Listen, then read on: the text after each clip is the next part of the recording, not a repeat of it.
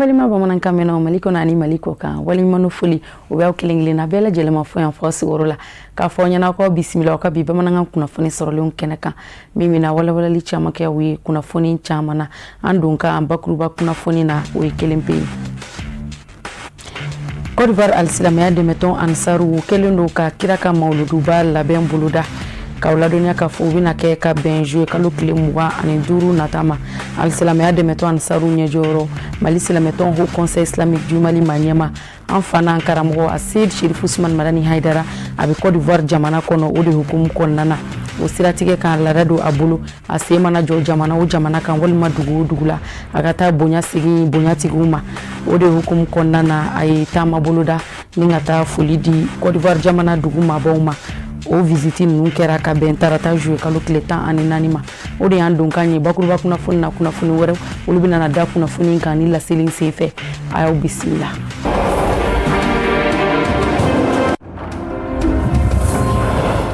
folini wali mono wese nka kura au bela jeli malikono ani malikoka ka fonyana ni auka bamananga kuna funi diwati sele ina fokomi anyi au klola somi kaba Côte d'Ivoire Silamaya de meton ansaru ukelendo ka kiraka mauludu ba laben buluda akan ka ke jouer kalo klemwa ani duru nata ode hukum konana al Silamaya de meton ansaru nyejoro mali silameton ho conseil islamique du Mali Maniema mali silamedine nyemo ka faranyo kanje kuluba groupement des leaders spirituels musulmans du Mali Maniema enfana ankara muko Asid Chérif Ousmane Madani Haidara abe tamala Côte d'Ivoire jamana konana akala dadu amana jo dugu la walma jamana o jamana abita bonya sigi bonya tiguma ore mkonana kabeni tarata jouer kalo kleta ani nani adona faba duguba konana wala sa kasekata foli di duguma bawma ani dine nyemo anga tamaden kerengere ne buya kulibali aleka jata leundu anga je anga okorofo lame ni lada silenye al-Silamaya de meton ansaru nyejoro bulu mali silameton ho conseil islamique du Mali Maniema mali silamedine nyemo ga faranyo kanje kuluba groupement des leaders spirituels musulmans du Mali Maniema enfana karamo Asid Chérif Ousmane Madani Haidara sangani wakati tuma o tuma na ya katama bereta ki kunda jien jamana o jamana ka wali madugo dugula silamaya dine drapeau yangali koson ka jonyuma hakili jigi ani ku waju dali masa kumakan sanumauna ina fo komi a sebenen do aka alkurane sanuman kono tugumi a sente da dugukolo kan bada na mata bonya sigi bonya tiguma ka don dugu mabaw kan dugu nyemogo dine tigu ni lada tigu kata bonya sigi uma ka bade nyani kelenya yira ula ninga dunani jatigi ya mafa o lada la klena zamzami yufe ka ben tarata jouer kalo kleta ani nanima nega kanyeta ani nani gosilen kofe ka temeni sanga bisabai al-Silamaya de meton ansaru nyejoro enfana karamo Asid Chérif Ousmane Madani Haidara yeko ifoko ba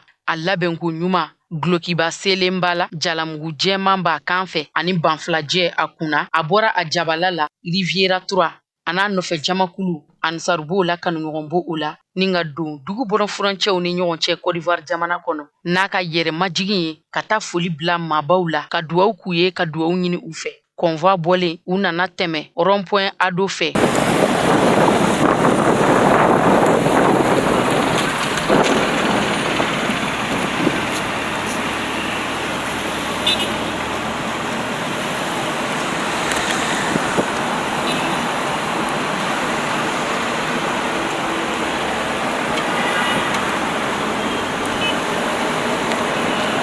ouais, au rond-point. Ouais.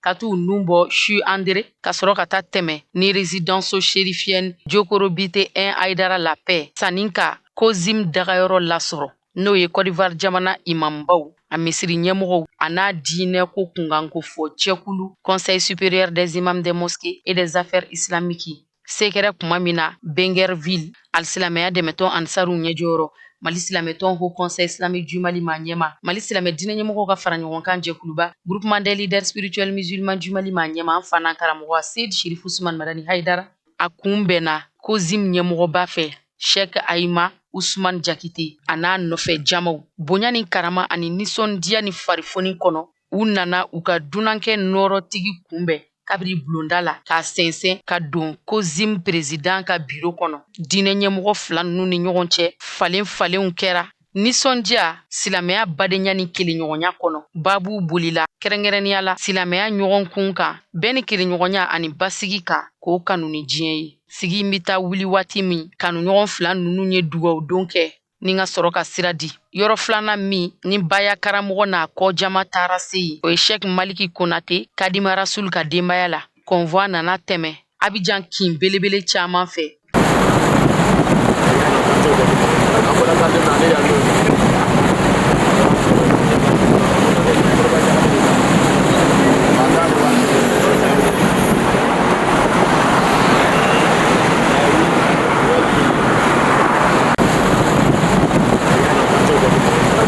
Quartier hôpital militaire d'Abidjan se kɛra kuma min na Sheikh Malik Konate Kadima Rasul a n'a ka jama bɔra kosɛbɛ ni ka zamzamiyu n'a ka délégation kunbɛn k'aw ladɔnniya k'a fɔ nin bɔɲɛfɔli a nana bɛn Sheikh Malik Konate Kadima Rasul a ka sankura sɔrɔ anniversaire ɲaɲali ma. Sigi in ɲɛnamayara bonya ni karama ni nisɔndiya ani silamɛya badenya ni kelenya kɔnɔ. Gâteau d'anniversaire tun bɛ kɛnɛ kan, bonyamasegin foliw, nisɔndiya foliw ani waleɲumandɔn foliw kɛra sani ka sɔrɔ ka sigi wili ni dugawu sanumanw donni ye ɲɔgɔn ye. Joyeux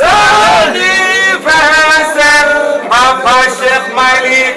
Joyeux anniversaire. Kunnafoni nasira wɛrɛ fɛ Bamako sigida 6nan yɛrɛmarakafo a dɛmɛbagaw ani a baarakɛɲɔgɔn u ka bolodi ɲɔgɔnma kɔnɔna na u ye kɛnɛ dɔ sigi sen kan k'o kɛ ci kɔmasegin kɛnɛ ye ka ɲɛfɔli kɛ mairie ka baarakɛtaw kan ani a ka musakakow kan. Baara minnu ni olu sera ka dangɛnɛmaya san 2025 kɔnɔna na musaka minnu donna u da fɛ, baara minnu kɛra ani minnu tɔbɛ u ye walawalali kɛ nin bɛɛ lajɛlen na. Sigi yɛrɛ ɲɛkun o tun bɛ 6e arrondissement o sous-préfet bolo. Mɔgɔba caman tun bɛ kɛnɛ kɔnɔna na ka fara u kan. A kɛra ka bɛn araba juillet kalo tile 15 ma. Fatumata Yaya Kane ani Ibrahim Kulibali olu de tun bɛ yen nɔ Sherifla TV Jabarani so tɔgɔ la. An ka jɛ an ka sɔrɔlenw ɲamada. Ni sigi mini a danyanamayali ni Bamakɔ sigida 6nan sigida ɲɛmayaso fɛ ni o ye mairie a laɲini tɛ dɔwɛrɛ foyi ye ka taa ɲɛfɔli kɛ san dɛmɛni baarakɛlenw kan sigidadenw ɲɛkɔrɔ ka tɔmi sigi baarakɛlenw kan a tɔ tora minnu ye ani minnu kan ka kɛ ka taa se musakako yɛrɛ nasiraw ma kɛrɛnkɛrɛnnenya na. An ka compte administratif na ɲinɛ san na an ye miliyari 9 ani miliyɔn 700 ani miliyɔn 26 ani buruburuni an y'o de sɔrɔ sɔrɔ la. Maintenant musaka la an ye miliyari 9 ani miliyɔn 500 ani miliyɔn 13 ani buruburuni an y'o de dépenser. Donc n'i y'a jateminɛ an ka sɔrɔ ni an ye mun sɔrɔ ani an ye mun dépenser n'i y'o bɔ ɲɔgɔn na mun tora an bolo san laban na o 31 décembre o de ye miliyɔn 200 ni miliyɔn 13 ani buruburu. Maintenant agent chargé d'expédier de bɛ yan n'o ye agent yɛrɛ ye. Donc an ye a gɛlɛyara an bolo san daminɛ parce que pouvoir caman bɛ o tun ma d'aw ma mais an bɛ se san laban ma tuma min na vraiment u tɛ acte caman ta pour que an bɛ se ka baara kɛ. San kɔnɔ an tun ye miliyɔn 25 de prévoir an k'an b'o sɔrɔ état civil la mais an taara fo miliyɔn 36 la c'est que an taara fo 144%. A sigi ɲɛ fara ɲɔgɔngali kɛ ni maba caman ye commune 6 kɔnɔna na dugutigilakaw muso jɛrɛ jɛkulu ɲɛmaw ka taa se sifinnakaw ma u ye hakilina in tare. Agent chargé d'expédier les affaires courantes o de b'an bolo yan nɔ donc u bɛ baara kɛ hakɛ dɔ de kɔnɔ administration ka taabolo nɔgɔman kɔnɔ fɛn minnu ka teli ka olu latɛmɛ kosɛbɛ. Mairie ni société civile de jɛra ka fara ɲɔgɔn kan ka se ka baara in kɛ. Au nom du comité de veille citoyen de la commune 6, avec toutes les fêtières, nous faralen no ɲɔgɔn kan ni kafo b'o la, jeunesse b'o la, forum b'o la, conseil national de la société civile b'o la, ani femme leader. Anw de jɛra k'an bolo fara ɲɔgɔn kan ka na nin baara in kɛ ani mairie commune 6 an ka se ka u ka compte administratif min kɛra 2025 u ka se ka na walawala k'a fɔ sigida denw ye wari min donna la musaka min donna la 2025 u ka se k'o walawala ye k'a n'a faamuya an yɛrɛ ka se k'a dɔn k'a fɔ wari min bɛ donna taxe min bɛ sara la impôt min bɛ sara u bɛ taa min an ka se k'a dɔn commune kɔnɔ. Ni sigi min filɛ ni y'a ta k'a lajɛ kɛrɛnkɛrɛnnenya na fɛn don ni sariya yɛrɛ ye a laɲini wa kɛnɛ kɛrɛnkɛrɛnnen don ni sigidadenw ni sigida ɲɛmayaso bɛ hakilinajiraw kɛ ɲɔgɔn na fana ni ɲɛfɔli kuntala jan bi kɛ sigidadenw ka cɛsiri baaraw ka jamanajɔ nasiraw. Anw bɛ période exceptionnelle de la an bɛ waati min na conseil kun t'an fɛ yan Ala y'a kɛ conseil dissoudra u ye commune kalifa an na bon a kalifara an na waati minnu na i b'a sɔrɔ fɛn caman bɛ yen sariya t'an yamaruya an k'a kɛ donc o hukumu kɔnɔna na o m'an bali comme expédition courante comme a tɔgɔ b'a fɔ an bɛ se ka commune lataama cogoya min na ka fonctionnement assurer ka jamanadenw nimisi wasa n'o ye état civil n'o ye papier dilanw ye n'o y'an ka fonctionnement quotidien ye a kɛrɛfɛ an sera ka min kɛ o ye sanuya baaraw ye an kɔni salon samiya donda la ka na se fo samiya camancɛ la an yɔrɔ caman lajɛ ka taa ani jeunesse bolo tun bɛ ɲɔgɔn bolo u y'an dɛmɛ curage kɛra yɔrɔ caman na bon commune ɲɛtaga kominw la an kɔni y'a fɔ dugudenw ye an kɔni an b'an jɔyɔrɔ fa. A nisɔndiyara kosɛbɛ nin kɛnɛ in kan Bamakɔ sigida 6nan Baba Komanda sous-préfet a ye waleɲuman dɔn kɛ ka ɲɛsin baara in labɛnbaw bɛɛ lajɛlen ma ka taa se u dɛmɛbaw ma. O ye kɛnɛ nisɔndiya kɛnɛba ye o de la nisɔndiyalen b'a kɛnɛ kan o kɔrɔ ye mun ye a wajibiyalen bɛ élu kan ka na a ɲɛfɔ o y'olu ka baara ye mais n'a ɲɛfɔra faamuya ka kɛ parce que a bɛ jɛlenya de yira aw bɛ musaka mun di parce que waribɔ digɛ tɛ élu bolo dɛ aw ka taxe mun bɛ sara impôt mun bɛ sara olu de bɛ fara k'a fɔ jiko bɛ yen fɔsow falen don jɛlenya tɛ yen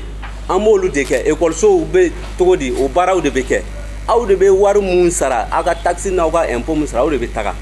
bon kana a ɲɛfɔ aw ye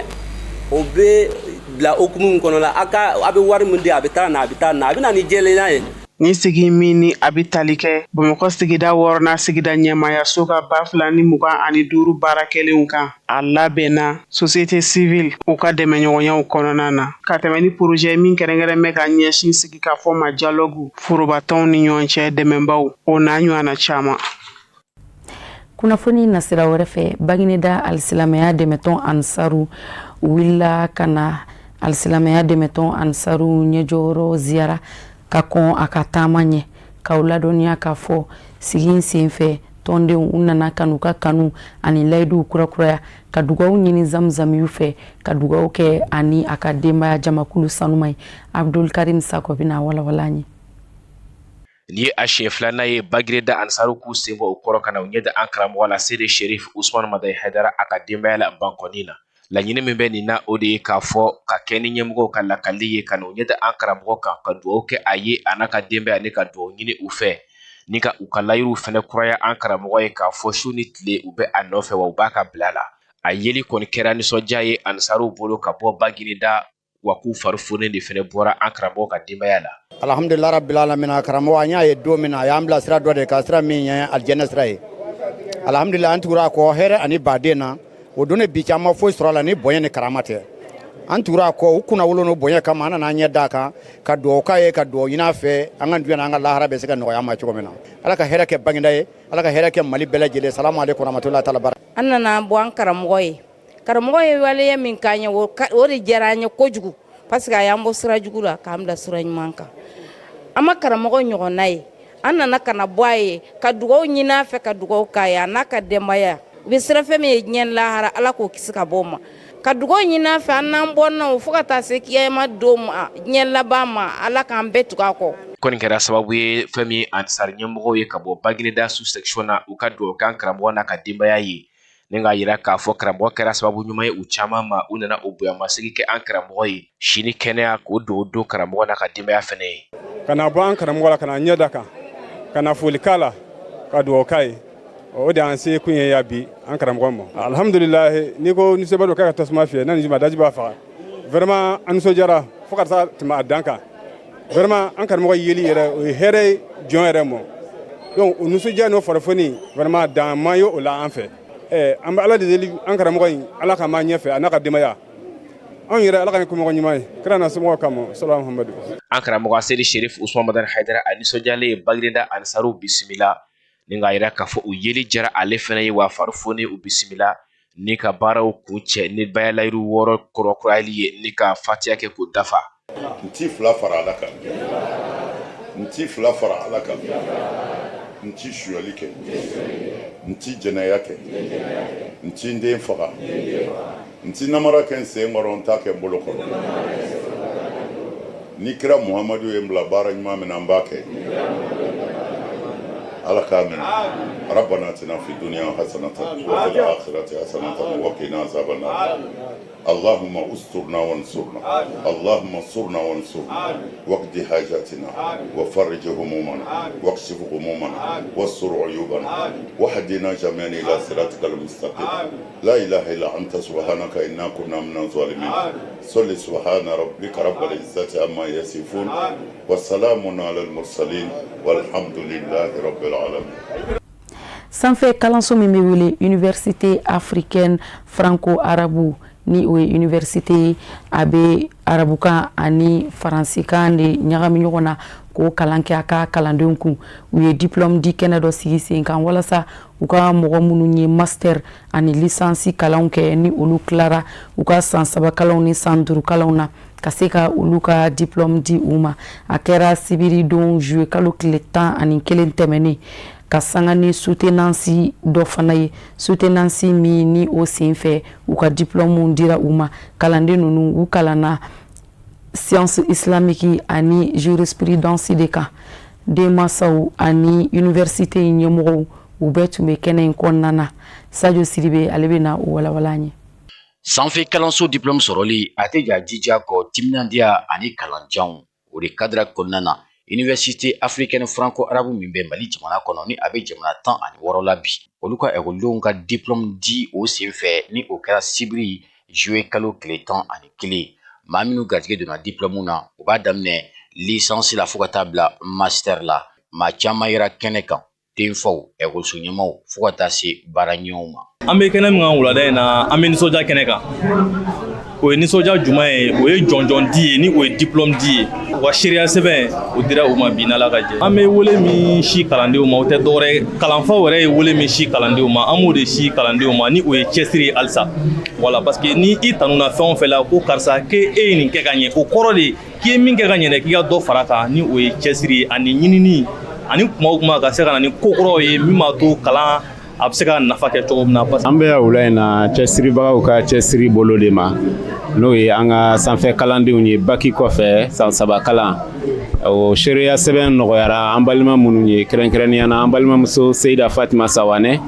Ala y'o sariya sɛbɛn nɔgɔya ale ye an bɛ o dili kɛnɛ kɔnɔ. Alhamdulillah wele min bɛ n fɛ ka ɲɛsin Seyida Fatima Sawane ma o de ye cɛsiri min ni an y'o yala an ye jija mun yala an ye farifoni mun ye ala ka ɲɛsin dɔnni ɲinini ma ka ɲɛsin dɔnnibaga ɲumanw kanuni ma k'a ɲini a fɛ halisa ko nin ye ko daminɛ de ye a ka dɔ fara cɛsiri kan halisa. Ni soutenance ba in ni a kɛra ka maa caman ta fara ɲɔgɔn kan i n'a fɔ a fɔra cogo min na soutenance b'o la fo ka taa se masterw ma a kun ye fɛn min ye ka se ka san caman kalan min tɛmɛna ka sɛbɛn ta k'a d'u ma min b'u yamaruya k'a fɔ ko kalan kun cɛra. O kadara kɔnɔna na maa caman sen yera la Mali ta kɔfɛ jamana wɛrɛw fana sen b'a la nka fɛn bɛ tali kɛ Mali ta kan licence tigiw la an balimamuso dɔ kun b'a la ni o ye Fatumata Sawane ye ale nisɔndiyalenba a ye foli kɛ k'a ɲɛsin bɛɛ lajɛlen ma maa minnu y'a encadré fo ka taa se a furucɛ yɛrɛ ma ale min sɔnna jija kɔnɔna na k'ale yɛrɛ dɛmɛ ka kalan in kun cɛ. An bɛ Ala tanu k'Ala barikada k'Ala waleɲuman dɔn ale min sɔnna k'an ka jɔnya diya don an na k'an si jɔ ka bi donya makɔnɔ ka foli ta ka taa n'a ye Sirifila duba duman kɔnɔna na du min ka bon du min ka fisa du min barikalen don an b'an fa fo k'an karamɔgɔ fo k'an ɲɛjɔyɔrɔ fo a se yiri Serifu Asumani Madani Hayidara Ala k'a simaya Ala k'a nin kɛnɛya Ala k'a juguw dɛsɛ k'an banani bɛɛ lajɛlen fo Sirifila duba duman kɔnɔna na Cheikh Ahmad Tijani Hayidara k'a n'a kɔrɔw fo k'a n'a dɔgɔninw bɛɛ lajɛlen fo k'u bɛɛ lajɛlen Hayidara sabula ka daga sababu ko k'i kana to di a ma k'i kana ji di a ma mais i kana ɲinɛ sababu kɔ an ka sababu ɲuman ye karamɔgɔ ni a ka denbaya ye kɛrɛnkɛrɛn ma a se yida tanti Ajara Tunkara ekɔliso dɛlɛ don Ala sɔnna a ye n da kan an taara kalanyɔrɔ la Jara y'a laɲini k'a ka mɔgɔ di a ma a bɛ mɔgɔ min kala tanti Jara kama Ala kama donc tanti Jara y'a yira n na k'a fɔ ne bɛ se ka kalan in kɛ denbatigiya kɔnɔna na n k'a ma basi foyi t'a la n bɛ se ka kalan in kɛ o la ala sɔnna an première année kɛ ka deuxième année kɛ ka troisième année kɛ fo bi an filɛ an ka soutenance kɛnɛ kɔnɔna na an bɛ ala fo k'a barikada alhamdulillah an bɛ an karamɔgɔlakaw fo ka kɔɲɛ n bɛ n ka sotigi fo ne de mami magaji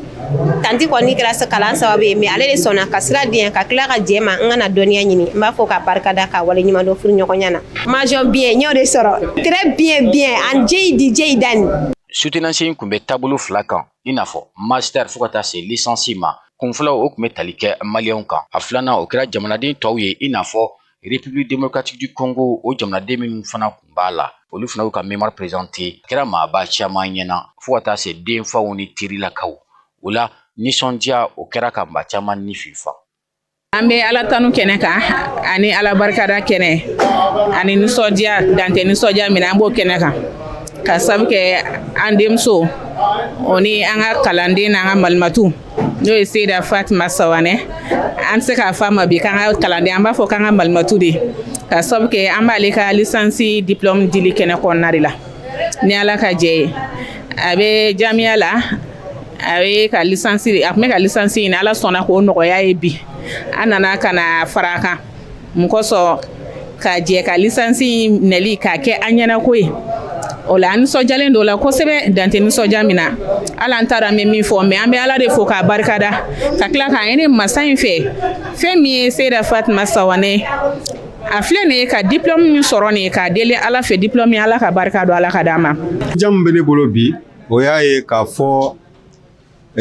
Serifula kun ye jija dɔ kɛ ka den dɔw las'an ma kalanden dɔw las'an ma k'an tester k'a lajɛ